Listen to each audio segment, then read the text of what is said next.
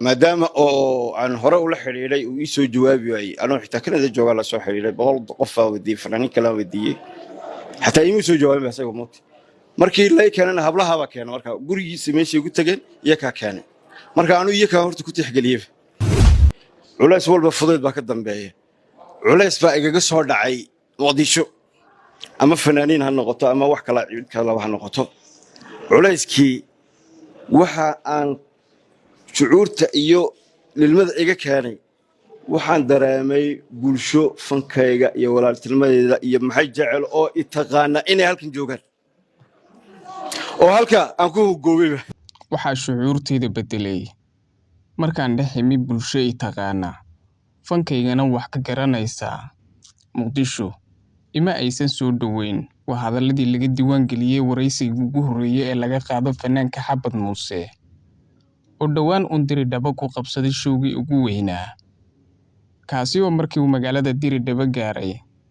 ilmada cishan waaye reer Muqdisho tani waxa ay ku tahay barmadow iyo boog aan weligeed aan ka hari doonin fanaaniinta reer Muqdishona marka ay tagaan magaalooyinka waaweyn ee Soomaalida sida Djibouti waxay noqon doonaan kuwa kuraasta oo kaliya u heesa oo aan laga soo dhaweynin magaalooyinkaasi marka loo eego qaabka iyo fariinta ay ka gudbiyeen reer Muqdisho oo lagu yaqaan inay yihiin dad wanaagsan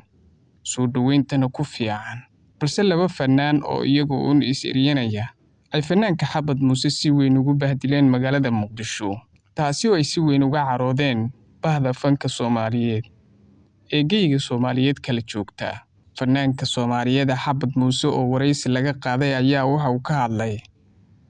arrintii ka qabsatay magaalada Muqdisho waxa uu sheegay in badan uu deganaa hotel cidina aysan ugu imaanin kadibna mid ka mid ah xildhibaanada golaha shacabka baarlamaanka Soomaaliya uu u soo kaxeeyay gurigiisa halkaasna uu ku soo dhaweeyay sidoo kale waxa uu sheegay in fanaanka Dayaxdon Nurshe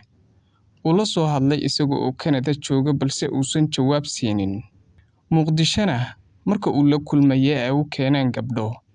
gabdhahaasi ayuu sheegay inuu ixtiraamay balse isaga ixtiraami waayay dhammaan hadaladani waxay ahaayeen kuwa si qalbi taabad leh reer Muqdisho ay ugu xumaadeen kuna kaliftay in fanaaniinta ku sugan magaalada Muqdisho ee Ismaaciil Arka iyo Dayaxdon Nurshe ay si weyn uga falceliyaan arrintaasi maadaama magaca reer Muqdisho fanaanka lagu dhibaateeyay balse bahda fanaaniinta iyo reer Muqdisho ayaa arrintaasi waxay tilmaameen inay gaf iyo meel ka dhacay ku tahay dadka ku dhaqan gobolka Banaadir oo ah caasimadda ummadda Soomaaliyeed balse fanaanku hore u hadlay waxa uu sheegay inuu Soomaali oo dhan u xumeyn doonin laba fanaan taasi oo ka dhigan in labadaasi fanaan oo uu aad ugu dhawaa isla markaana uu la hadlay maadaama bah fanaan isku yihiin aysan qiimeynin qaarkood ayaa ku luuqeeya heesaha uu sida gaarka u leeyahay fanaanka Xabad Muuse fanaanka Xabad Muuse ayaa waxa uu sheegay in magaalada Muqdisho dhibaatadii uu kala kulmay ay ka meereen reer Diridhaba isagoo oo sheegay in bulsho jecel fankiisana aad u taqaana waxna ka garanaysa uu dhex yimi taasina ay kaliftay in dareenkiisu isbedelo